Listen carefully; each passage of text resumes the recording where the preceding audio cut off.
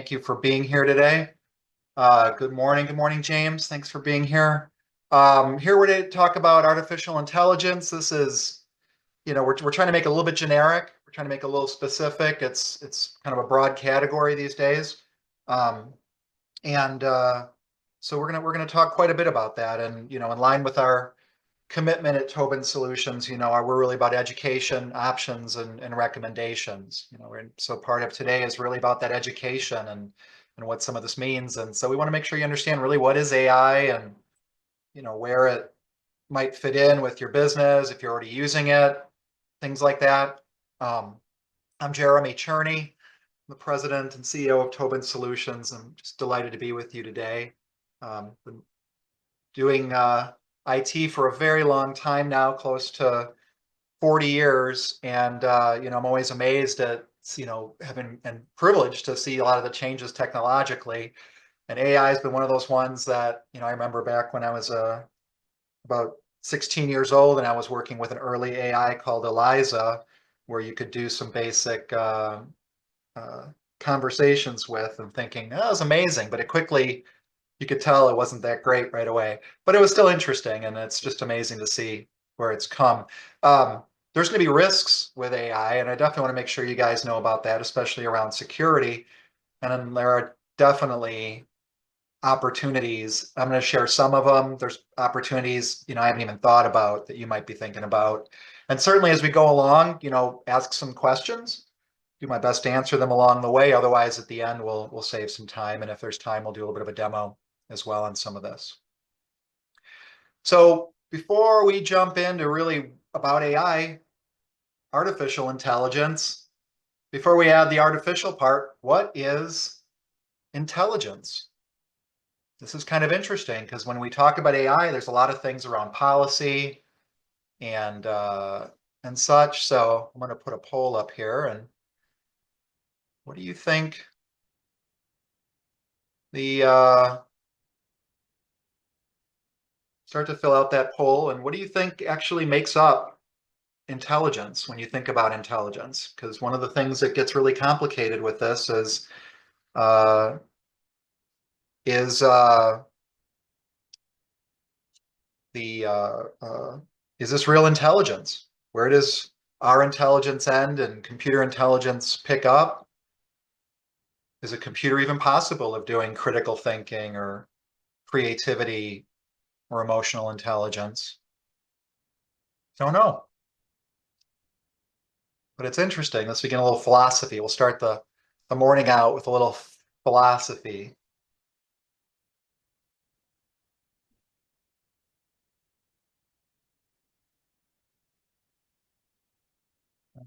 We'll close this out in just a second here.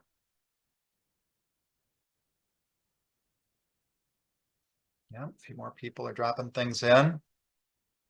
Critical thinking is becoming the big winner. So I'm going to close this out in 3, 2, 1. There we go. Okay. So let's share the results here. What do we got? We got critical thinking is big, problem solving, adaptability, knowledge retention. Interesting. So intelligence is knowledge retention. Well, you're going to find and maybe be amazed or maybe not so amazed as we go through some of this, that you're going to see some facet of this inside of all of AI and where it's at right now. And the and we'll see where it goes from there. It's kind of interesting. For some people, it's kind of scary. I've been showing this to some people and that are experts in certain fields, and they get a little dismissive of it. And I understand that. They might say, "Oh, this is real obvious that the AI knew this or could figure this out, and they knew that, and that wasn't anything brilliant." But what they often forget is they spent 20 years learning what they knew. 20 years of schooling, 20 years of school of hard knocks, school of life, to get to where they got to, where the AI, just pulled that information instantly. So it's going to be a weird world that we're in now, and it's going to get even weirder, in my opinion, and we'll give you maybe a glimpse of where it could be, and we'll go from there. So artificial intelligence. we're talking about the computer kind here today. So it's a simulation of human intelligence using computers. And, here this was kind of a joke back when ChatGPT first came on the scene. ChatGPT is a popular artificial intelligence chatbot, kind of put artificial intelligence on the map for a lot of people. And of course, one of the first things was happening where kids might be using it to cheat. And so, they apparently had to do an article or a report on 12th Night, and they went right into ChatGPT, and the very first sentence in ChatGPT said, "Hey, I'm doing this as an AI," and the student just published it. So I don't know who's more intelligent, the student or the teacher or the ChatGPT, but clearly there's a gap there. It's getting weird, like headline weird, like these artificial intelligence. It used to be the kind of thing of sort of art of science fiction, and in some ways, it still is as far as some of these things we think are going to be happening, but daily, weekly, monthly, it is reliably just doing some amazing things and being expanded into different ways, some not so great, right? Do we want an artificial intelligence that might help us, get a cure for cancer or solve, climate change issues? Yeah, probably. Do we want one that Russia and Iran are using to influence our elections? I don't want that. So, there's going to be a lot of things to be thinking about with this, but it is just getting crazier and crazier. And how crazy? So there is a company called Gartner Group, and they do consulting for big business, and they talk a lot about technology trends and make recommendations.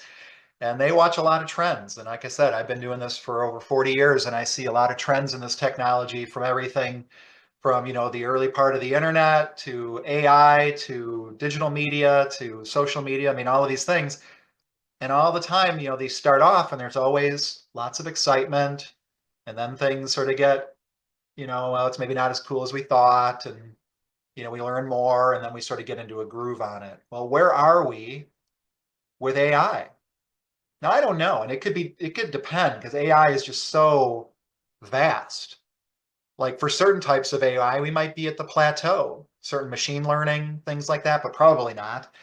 What I think is going to happen is you're just going to keep having these kind of graphs where it's going to go up and down and then go up again even higher and down again. And we're just going to keep improving iteratively on AI. It's not going to be the kind of thing that's just going to kind of be stuck. And now we're just trying to figure out, extra features to add to our smartphones. This is life-changing, world-changing stuff that's already happening, and it's happening more in business now. And we're going to share more about that and see where you might bring this in. This might be where are you in your slope of expectations around AI. You might be just starting to do some R&D on this. You might be have already been doing it and got it rolled out through your company. A little bit of the history here, because I just think it's interesting. And for a lot of people, AI just came on the scene in the last few years, but we've been working on this for almost 75 years. It started in the 1950s with a guy named Alan Turing. If you ever saw the movie The Imitation Game, about how he helped win World War II by figuring out how the Germans were encrypting their communications. And he created something called the Turing test, or it was named after him, which is the, if you can talk to a computer and you can't sort of indistinguishable from a human being, then maybe it passed the Turing test and maybe it's good enough intelligence. And there's some kind of going back on the fact on the Turing test, but that's the big thing. Is this stuff actual intelligence? In 1956, they coined the term. They started working on it through the 60s and 70s. And in the 80s, and then computers started, chips. In the 80s, people started getting computers in their businesses, not just in the mainframes, but they started getting desktop computers. They started getting what were called AI systems, machine learning, knowledge systems. If you remember, if you were somebody who was developing these systems, well, I used to call them knowledge systems. There are different names for them, expert systems. It's been growing in the 90s and the 2000s and all the way up in the 2010s. There's been a lot of investment in this. But, I'll just give a nod to the sci-fi people out there because, someone had to come up with the idea of a mechanical human. And we've been talking about that kind of stuff, people that aren't people that can sort of act like people for millennia. So here we are, getting closer and closer day by day. I want to give you a little bit of the different types of different types of AI that are out there, because AI is kind of a more general concept. There's real some specific things. So one is machine learning, and you guys are using this all the time. Anybody that's got a spam filter, anyone that uses Amazon's recommendation engine, this is where the computers are identifying patterns for you. It's looking at lots and lots and lots of data points and doing some analysis and saying, yeah, this looks like a bad email coming through. I'm going to block it for you. Now, of course, we all get a lot of spam that comes through, so these aren't perfect, but it gets better. Still blocks millions and millions and billions of emails, and Amazon's recommendation engine is generally pretty good as long as you can filter out the robots that did some of the recommendations. And there's even a robot to filter out the robots from Amazon, so you can actually get to the real recommendations. So there's lots of ways the data gets polluted as well. That's machine learning. Deep learning, this is where it takes the machine learning, but now it's using what they call neural networks. Neural, like our biology, like neurology, like our brain, like our nervous system. They're starting to try and map that out into computers and create what are called neural networks, and not just see all the data and maybe draw, some trends, but actually, like, what does it mean? What do we do with this data? How do we act from this data? And if any of you have seen, any of the newest stuff with Google Photos or anything every smartphone has that now, where you can pick a picture on your phone and hold down, if you got a recent phone with a recent software update, probably it's got a feature where you hold down a picture of a person and it automatically strips out the background. So you just got that person. That used to be a real challenge for people. You used to have to pay people to clean up those folders. And again, it's pretty good. It's not perfect, but it's pretty good. And probably for what you need it for, it's probably fine. If you go into your photos now, you can say, show me all the photos where I've got cats, and it's going to go through, and if you've enabled that feature, it's going to bring up all your cat photos. If you're a Tesla driver or anything, you have the self-driving cars now, and not just the ones that nudge you back in the lane, but the ones that'll get you to your destination without you being there, like without having to sit in the driver's seat. Now, it's not perfect. They do get in crashes once in a while, and it gets weird, and you can see those, but you can do way more videos of people doing weird things and getting in accidents with cars too. So it's interesting to see where all that goes. And it's also kind of starts to get into some of the ethics of some of this, which we're going to talk about in a little bit. But this is the newest one, or not the newest one. This is one that's been around that is getting better and better, as many of you have seen, is these smart speakers. This is natural language processing. This means instead of having to need an expert to talk to an AI in some kind of special AI language to get what you want it to do, now you can just say, hi, what's the weather? Hi, set an alarm for. Hey, who played who in a movie? I'm not going to activate your smart speakers by calling them out, but you know what those are. And that's pretty good. It's not perfect, because usually they don't have the answers you want. They kind of get what you're saying sometimes, but sometimes they don't. So it's all the evolution of it, but people are that way too. And I put a lot of that stuff in here because in my estimation, people are really a little intimidated by the technology, or the fact that maybe it can do some things as well as a computer, as well as a person can, or at least equally as bad as a person can. This is narrow artificial intelligence. So this is more of what we are now getting used to and seeing, and we use it all day long. So if you're typing on your phone or in your word processor and it's doing autocorrect or fixing your grammar, that is narrow artificial intelligence. It's trying to predict what you're saying, and it's trying to correct your mistakes. And often it's really good.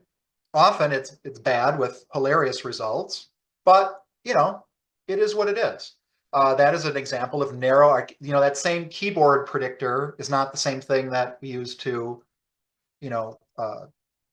make big decisions. Although sometimes, again, it creates all kinds of new decisions we have to make based on what it auto-corrected to. Same thing with social media, right? You like fishing and I like computers and security, and guess what I get in my feed? Computers and security. Get all that. If you like fishing, you probably get a lot of fishing stuff. And that's a very simple, narrow artificial intelligence algorithm. Again, works pretty well. Again, sometimes in that one, social media, it's to devastating results because it often doesn't, feeds you all of what you want to hear and sometimes causes social problems and you kind of filters out the truth because it's not always interested in that. It might just be interested in giving you more of what you like, even if what you like may not be the truth. Anyway, this is kind of the new thing that's been on the scene. It's not so new, but for a lot of you, it's the thing that probably had you come here today and why we've been talking about it for the last few years is generative artificial intelligence. Now, this gets weird. This is where, back in the day, it was go to college, get a good job because you want to be a knowledge worker. You want to be someone where the job cannot be, outsourced to a robot. Like, that happens to a lot of our factory floors over the last 20 years where people have, working on an assembly line, they've just, have been replaced by robots. In fact, not saying it's good or bad or any of that stuff. I'm not judging that. It just kind of is what is. And, what's happening now is this is starting to impact the knowledge workers, the creative workers, the anybody that generates graphics, sound, music, video, photos, words, copy, contracts. It can do it all. You can judge how good it does it, how useful it is, but it can do it all. And there's some products out there right now. The Chat GPT is very popular. Copilot is Microsoft's. We're going to talk a little bit about that. Gemini is Google's. So those are, your big ones out there. And DALL-E is one. The other thing you'll see about some of these artificial intelligence is that they're still kind of narrow, even though they're creative. So you might have a artificial intelligence that's really just designed to create photos. And it'll do it using natural language processing. It'll generate things that you'll find very creative, and it'll make good stuff and it'll make mistakes. If you were looking in the beginning, I had that picture of on my title slide. I don't know, I asked if anybody noticed anything wrong with that. And what was wrong was it had an extra finger. I didn't tell it to put an extra finger in there. It just did it. Some of the AI generative things for graphics have problems with hands. They'll get that figured out, but in the meantime, it's a challenge. So, you'll use the generative AI to create the photo, and then you'll hire somebody to remove the finger. And that'll be that person's job to remove fingers.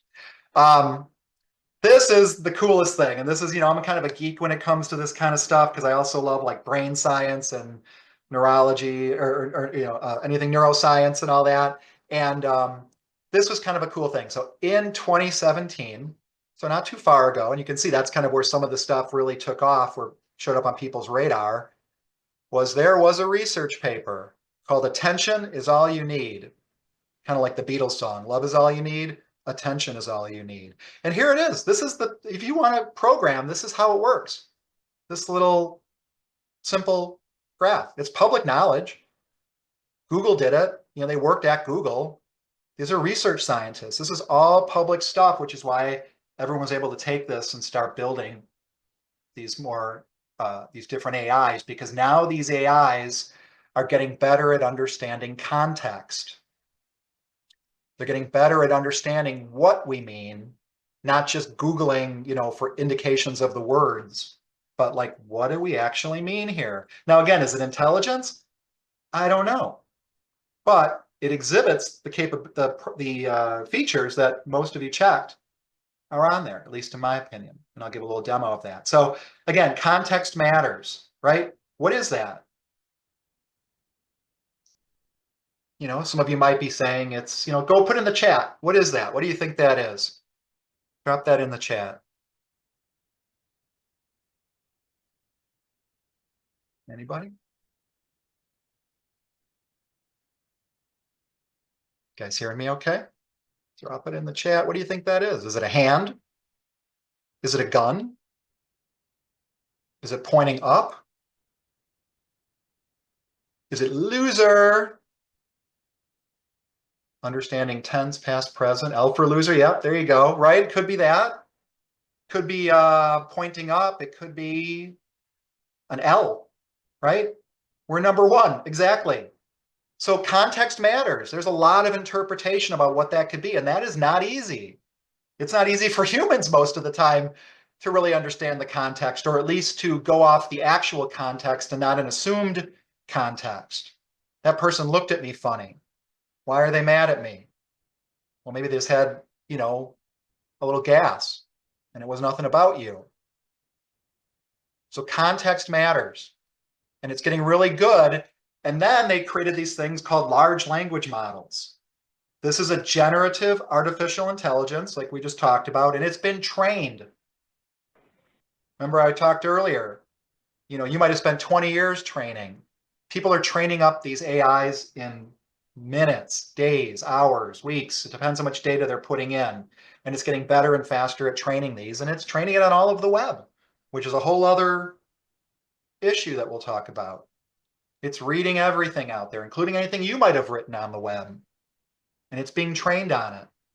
And it uses the training to almost automatically, it's really crazy how good it is, in my opinion, that it seems like you're talking to a human.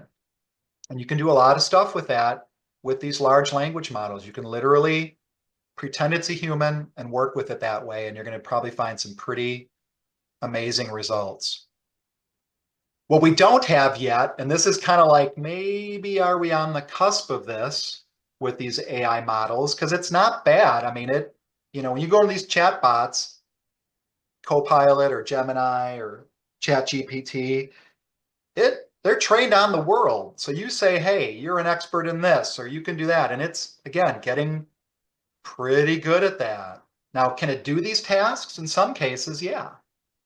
You can say, hey, I want you to do this, this, and that. And if it's something that can be automated, through technology, like take this report and create a bunch of PDFs and email it to a bunch of people, it might be able to do that kind of thing. But it's getting better and better at this. This is this general AI. This is the thing that, like, wouldn't it be great just to have a brain that I can do anything with? Talk privately, talk publicly, talk about business, talk about life, talk about my aches and pains, anything, or create a picture and say, hey, do me a picture of a human hand holding a brain, a digital brain, and this is what it came up with. Not bad. Only took about 20 seconds. Now this is where it gets a little scary, right? This is where a lot of people go, what happens when it's smarter than us? And I believe it will be someday. I don't know when, but it's probably closer than it is farther away at this point, in my opinion. The super intelligent artificial intelligence. This is where it's smarter than us. I don't know what even that means, to be smarter than us. What is it going to care about us? I don't know. We don't have a great history of treating people well that are not as smart as us, or that we think are inferior. So I don't know what the AI is going to do or will be capable of if it ever gets to that point, but it's going to be very interesting to see not only what it'll do, but, does it want the same things as what we want? Or does it want something different? Dun, dun, dun. So this is another part of this. This is another just weird world of the AI where it's all sort of coalescing. If you haven't Googled these Boston Dynamics robots, they're great, they're cool.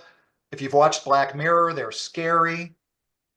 You got Elon Musk with his company Neuralink, where he's actively putting people's brains. And you got pictures of that, and you've got people creating, human being simulators. In this case, sex worker robots. But all these things are coalescing, working on hair and skin and neural implants and the robotics of it and all that. I don't know how long it's going to be before we have, a Terminator style something that just is like that. I don't know, but that's going to be way off. But are some of these things going to be good enough? Are some of you going to be hiring robots to be patrolling your warehouses instead of people? Maybe.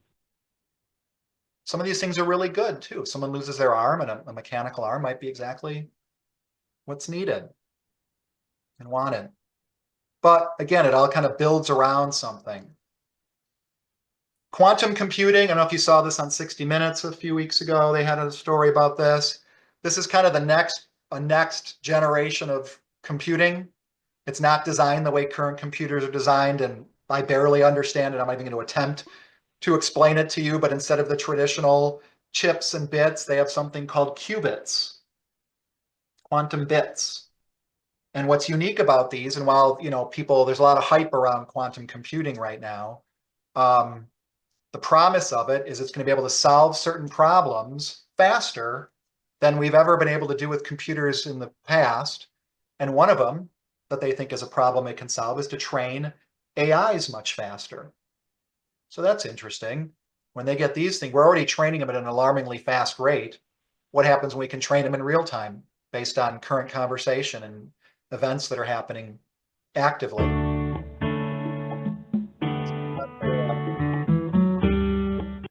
There. Um, so anyway, experts predict significant advances by 2040. And people are always predicting things, and technology and when it's going to happen is definitely one of those things that doesn't always happen. But this is what they're saying, and we'll find out, right? We got another 15 years to see where this is happening, and all the advances of technology that have come along to support that. Maybe it'll happen that it'll get that way. So then what does that mean if we get one of those things, right? Is it going to be like this? Copilot, open the pod bay doors, right? You guys know what movie this is? 2001, Space Odyssey. They thought this was going to happen in 2001, that we'd be traveling to the moon and walking around in space, and that we'd have these AIs that were going to be sentient and, again, not want the same things we want. But, I don't know how long it's going to be before that happens, or before we're screaming out the window to watch out because there's co-pilots running down the street and, duck for cover. That could be years away. But nevertheless, it's a possibility. And there's a lot of smart people in the field that are concerned exactly about this kind of thing. Unfortunately, I think the horse is out of the barn, or the toothpaste is out of the tube, or whatever you think about that. But they're trying to dial this in with regulations and things like that. But anyway, this guy, Ray Kurzweil, in 2005, he wrote a book called The Singularity. And he said by 2045, that's when it might happen. So we'll find out in 21 years. We'll see if he's right. The quantum computer could be ready by then, and we will find out. But along the way, I want you to see, this is one of those things in life where we're not always around in those revolutions, and sometimes it's just so subtle, you're not even sure it's happening or aware of it. But this is going to be one of those things where you're going to look back and be like, I remember when AI was this way, and suddenly it's now a whole new way, and life-changing in a way that was unexpected. Hopefully positive. Because it is already baked into everything. And much like, a fruitcake, sometimes a little too much fruit makes it not so great. It's in everything right now. Every app now has an AI button, it seems. And it's annoying because they're just taking up more screen real estate. And some of it is, it's already baked in, but it's not fully baked, if you know what I mean. It's glitchy, but sometimes it's useful as well. So it's in everything, everywhere you go. It's in every system. Everyone is adding it now. You look at any product, marketing update for any technology, any service, they're talking about how they're using AI.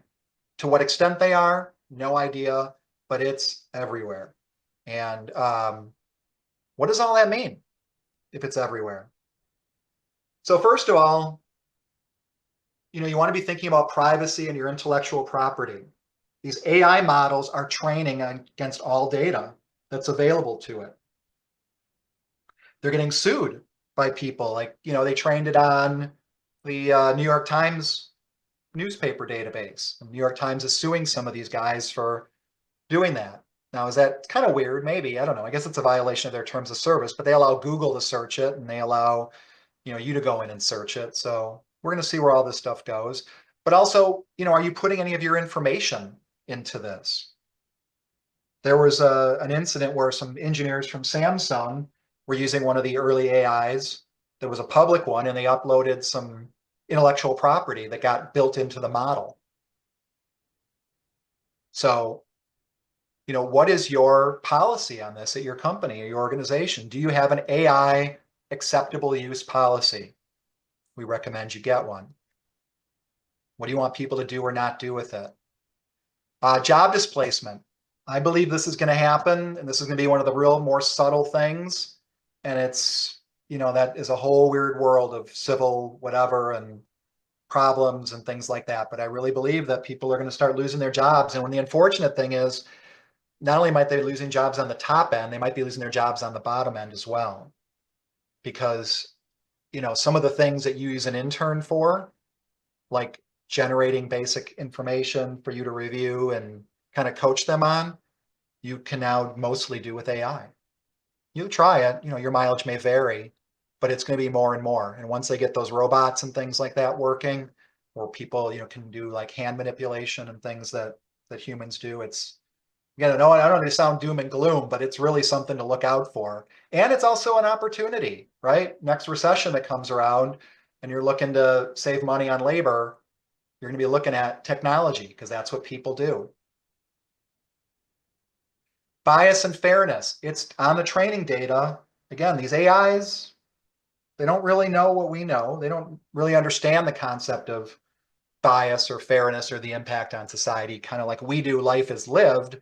But believe me, if there is something out there that is biased, that is unfair, that is racist, hateful, whatever, wrong, it will show up in some of the responses that the AI is providing because it doesn't know about that. And you know, it's just out there. So it incorporates it into what it's doing. And so you might get data that's biased or unfair or unjust.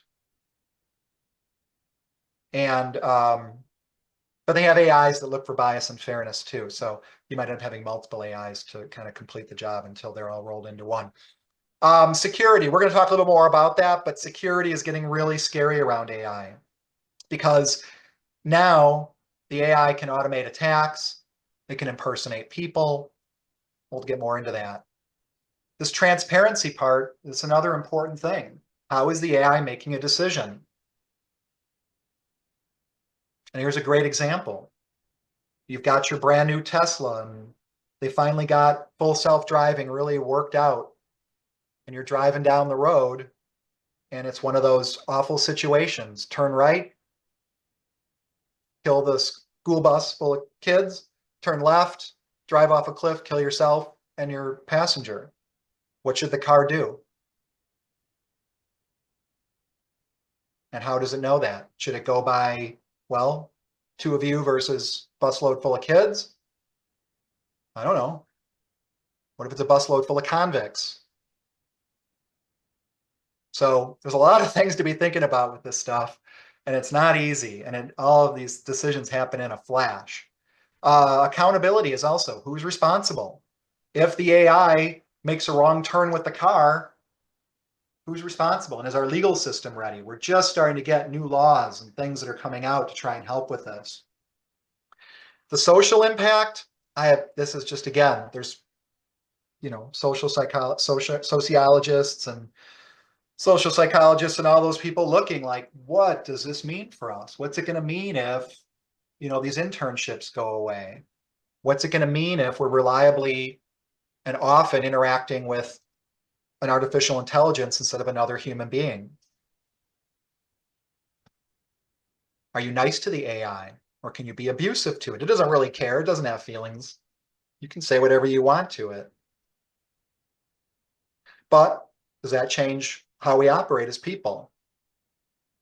The government is a whole other thing that's coming. What are they doing with this?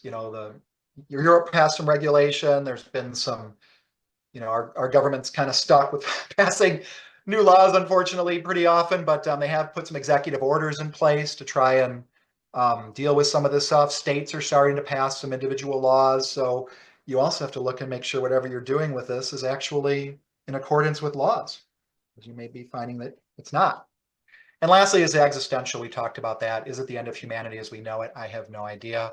Like I said, I do believe it's going to get smarter than us, but whether it's we kind of become a new human being as a result of all this, or we get replaced, is for the future to decide. From a security standpoint, this is really important. Now, this is really a conversation about AI, but I want to make sure you're understanding the security implication because because at Tobin Solutions, it's security first. So ChatGPT, and they have these different models. One of them is called GPT-4. They, every once in a while, and not once in a while, it's pretty much every day, there's some new vulnerability discovered in some technology, some patch, some update, some problem. And what happens is, often these security researchers find these, and then they, give the company hopefully a time to fix it, and then they publish the advisory saying, Microsoft Word had this error. If you opened up a PDF file, it could take over your computer. Great. So then they announce that, and they should, because people have to know to patch and these kinds of things, and security by obscurity never really works.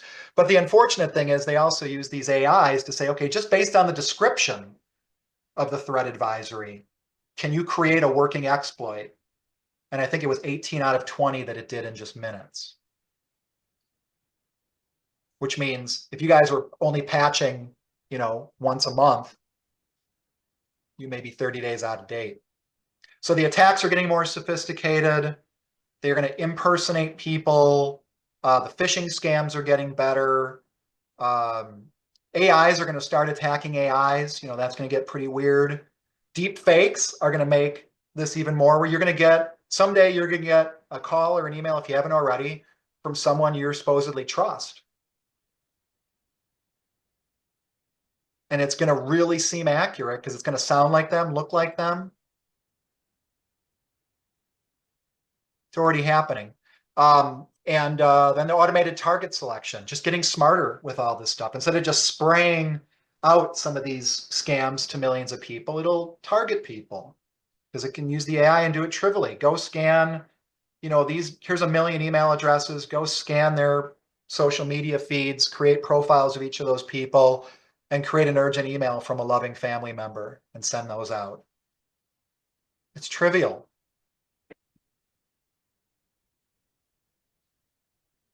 And these deep fakes, again, you're seeing these all over. And this is something as citizens, any information you get that seems like, oh yeah, this is exactly what I believe and it's coming from a trusted source, I would double check that, not just fact check it, but is it really that person? Especially if it's something really awful or weird or dangerous, right?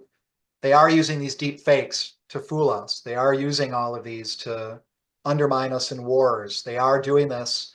You look at this graphic up here with the 9. This is the same guy doing all these different ideas. And someone just said, and if you look at it, you would actually look at the guy and it's pretty good. It looks like he's speaking and talking, and they never actually auditioned. They never actually went before a camera. It's all artificial intelligence. So these deep fakes, watch out for them. Really watch out. Because I think these are the kinds of things that are going to really get us in trouble. So do you have an AI policy, an acceptable use policy? We encourage our clients to have acceptable use policies around IT, what they can and can't use their computers for. Do you have one as an acceptable use policy around AI? We recommend you get one. Can they upload trade secrets? Can they create contracts? Can they send correspondence?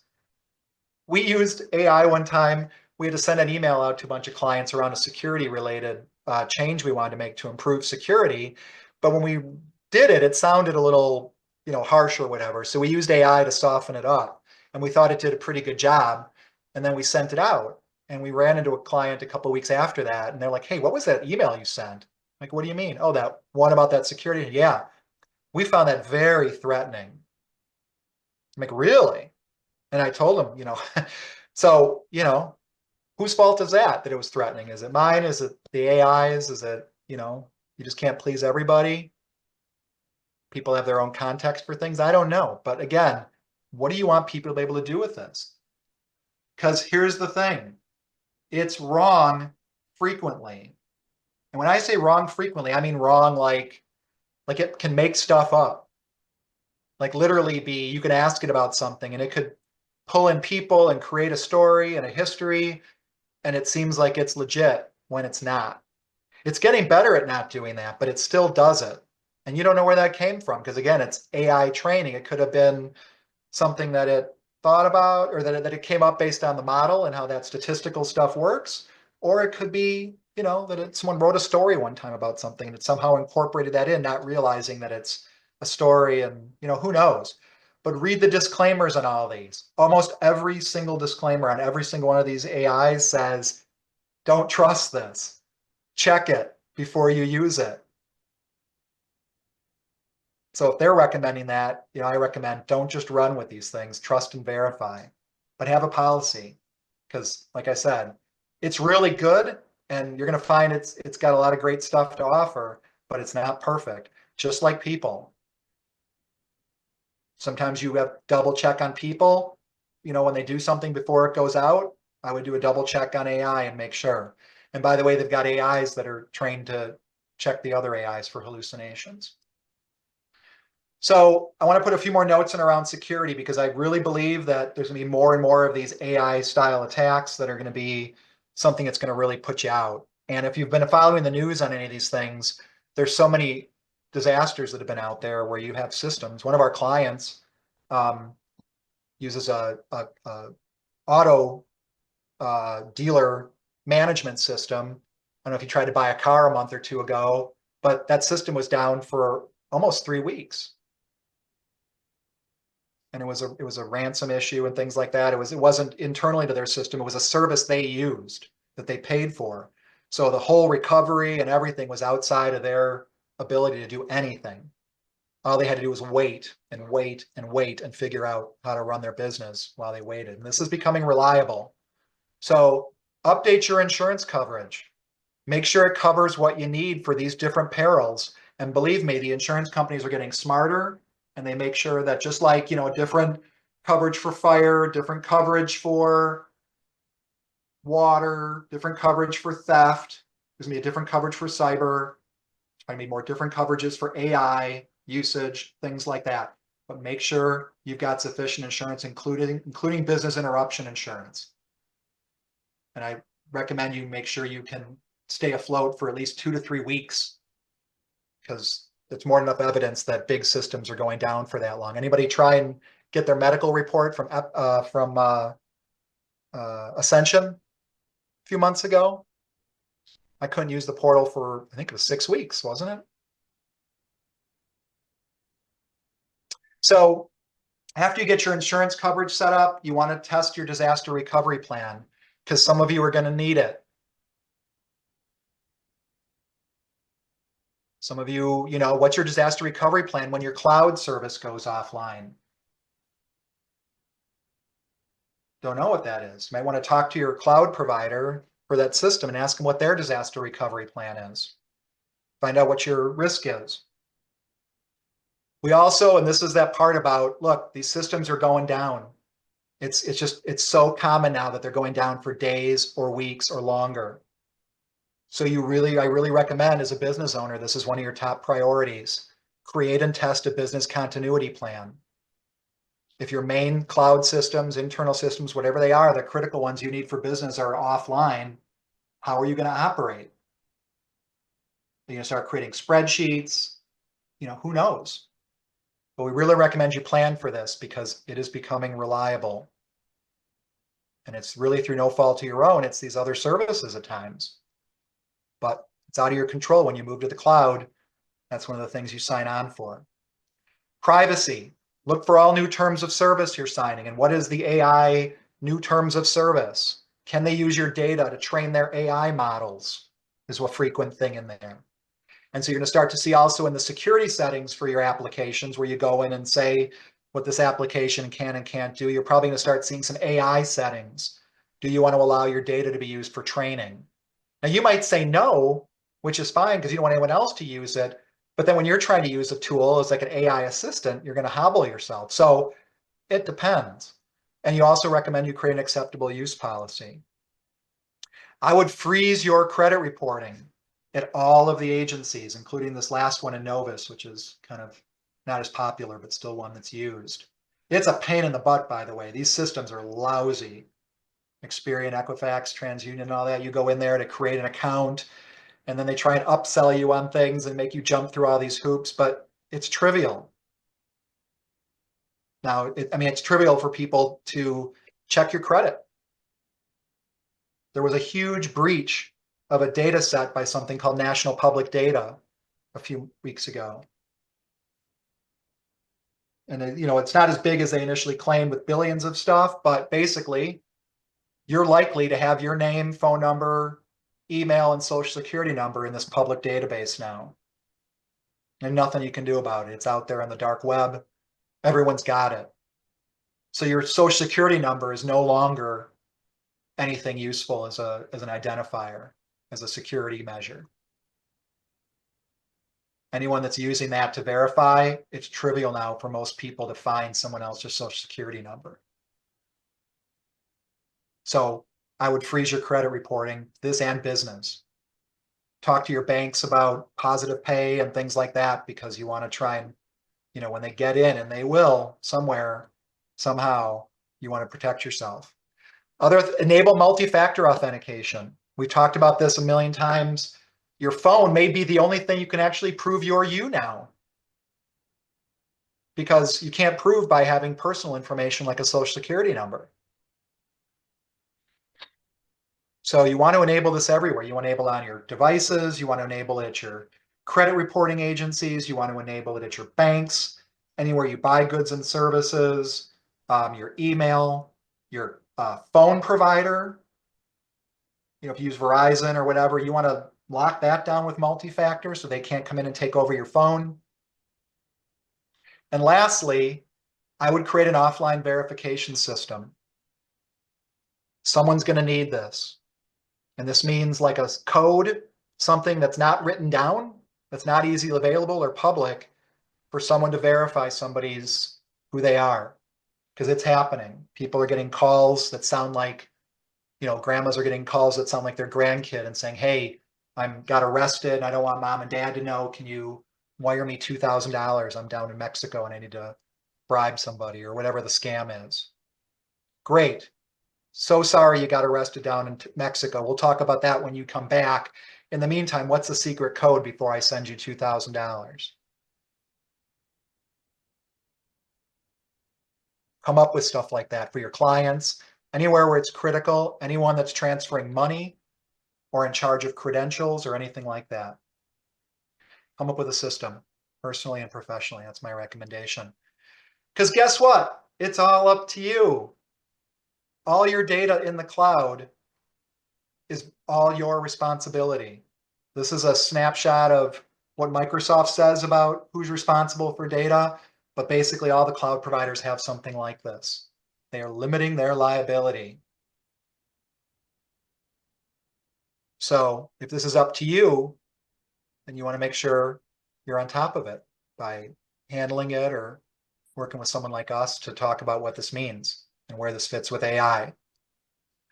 Because, like I said, it's baked into everything. And in the meantime, let's see if there's some ways we can make some money with this, you know, and improve life and get out of the doom and gloom here and see some other fun things we can do. So here are some ways you can use artificial intelligence at work.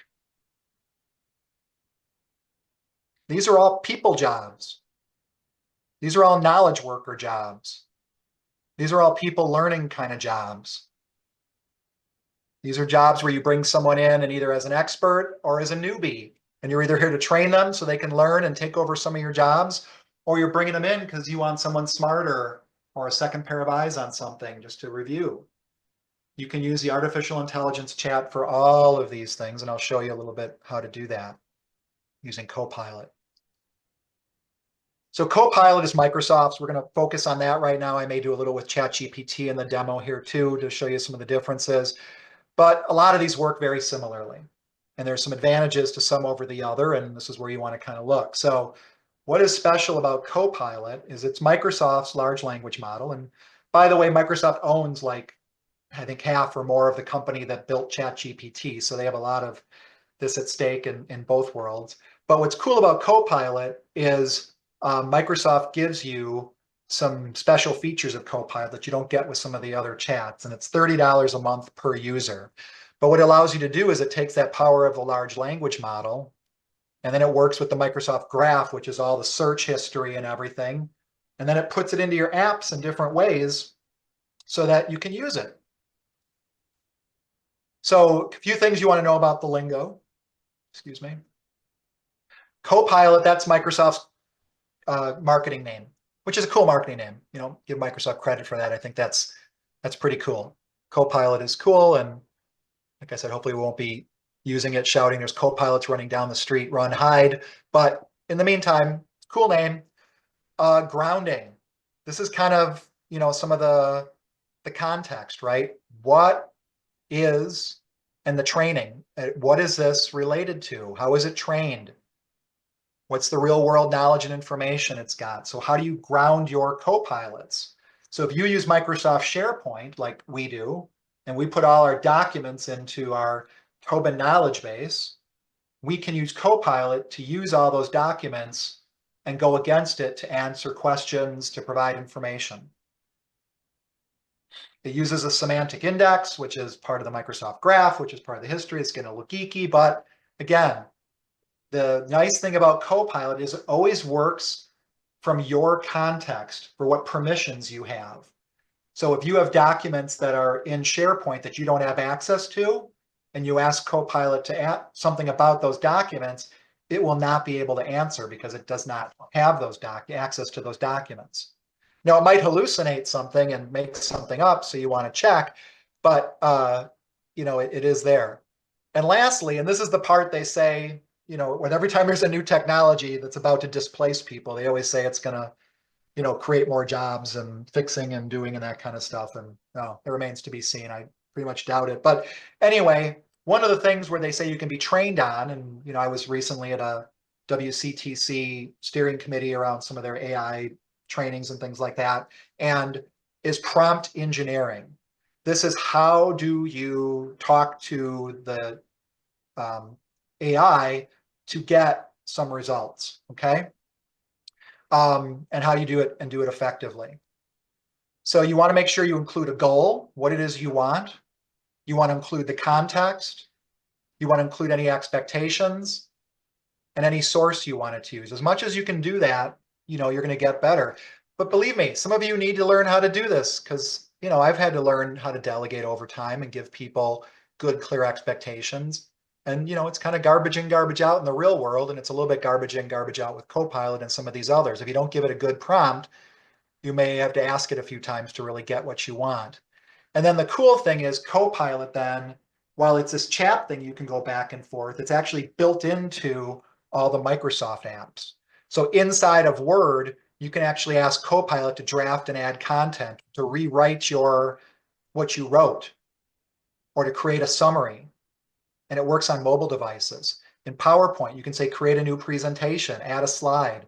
So all these things are, you know, ways that they extend the artificial intelligence. And that's another distinguishing feature between some of the different AIs, is not just how smart they are, but how well they integrate into the other technologies we use. So we got a few minutes left. I'm going to do a short demo here.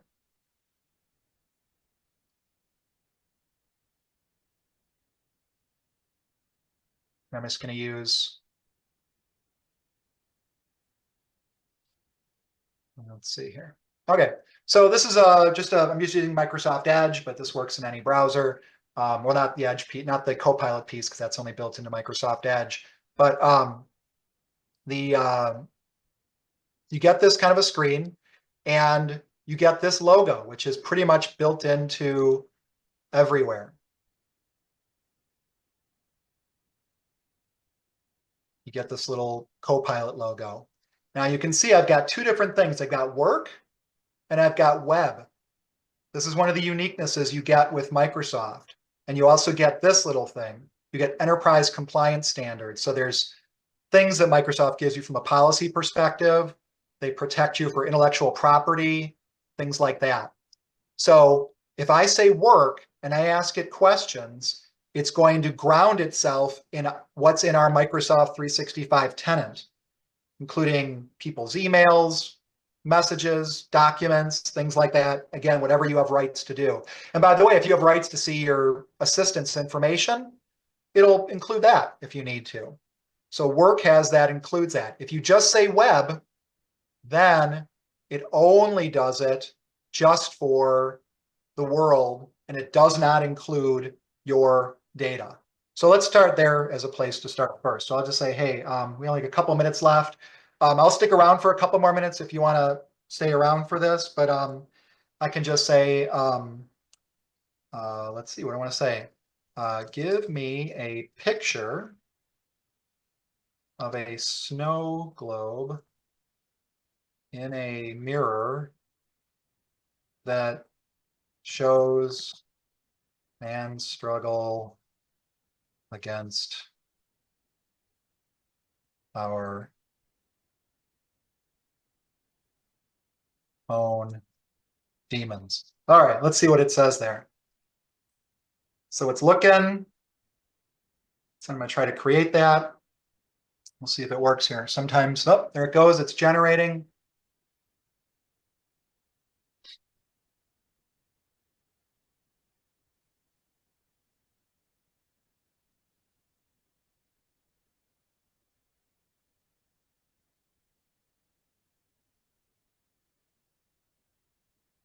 Look at that.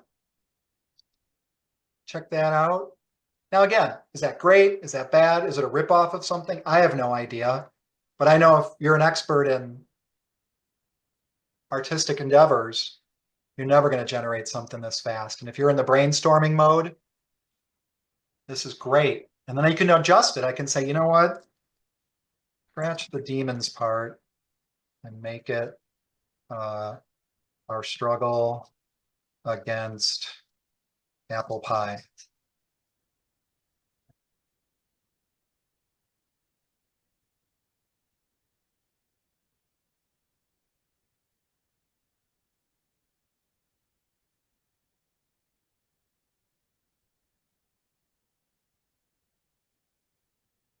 Wait. Let's see. What do we got? We got some apple pies in there.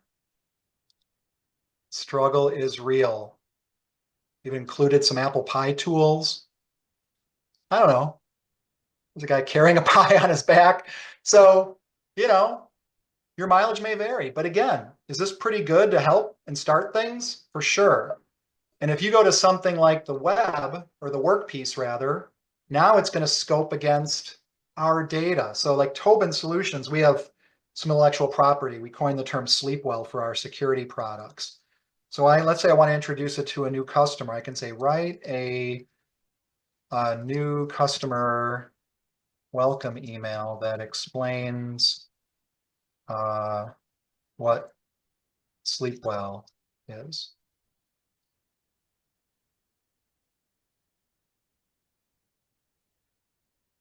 Let's see what it's going to drop in.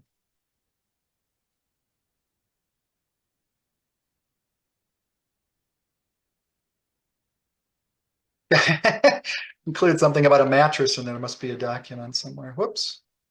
And sometimes it's glitchy and it disappears.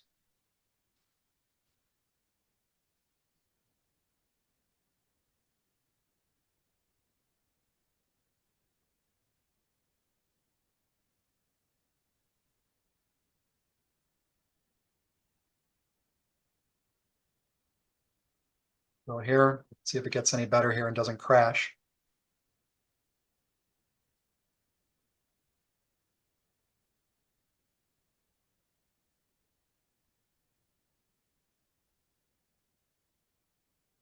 Look at that. Hope this email finds you well. Extend your latest offering, the Sleepwell product. That's not great. I could do a better prompting. I've been really loose with that. I could give it more details, just like you might have to with a person, right? Or you might have to kind of iteratively create with that person so they get closer and closer to what you want. But you know, it's not bad, right? It's a good place to start. You can also use this, like you can go into Excel and you can use Copilot in Excel if you have the license, and you can say, hey, here's a data set of all our sales numbers, and you can just ask Excel, highlight all the lines where a salesperson, exceeded their quota for the month. And it'll go into Excel and highlight all the lines. So it's pretty amazing. It's pretty amazing. I recommend you check it out. I recommend you maybe form a little pilot, get some help on what it looks like here. You maybe want a little training on it, some help with the policies, get that stuff in place. Definitely train people on security. Even if you're not using AI, trust me, the bad guys and your competition are, and so you want to be familiar with it. So if you got any questions, I'm sorry, went over 2 minutes. I'll stick around if you got any more questions, and we'll come back on that. We'll see you at a future webinar. Hope you enjoy. We got Cybersecurity Month is coming next month in October, so guess what we'll be talking about? Spooktacular Cybersecurity Awareness Month for October, and at least I think that's our topic. If not, we'll do something else on that. And yeah, I think that's it. So thank you so much. Have an awesome day. And if you got any questions on this, or you want to have a private conversation about this or security or anything else, here's my contact info. And we'll ask you for the passcode to make sure it's you. And we'll go from there.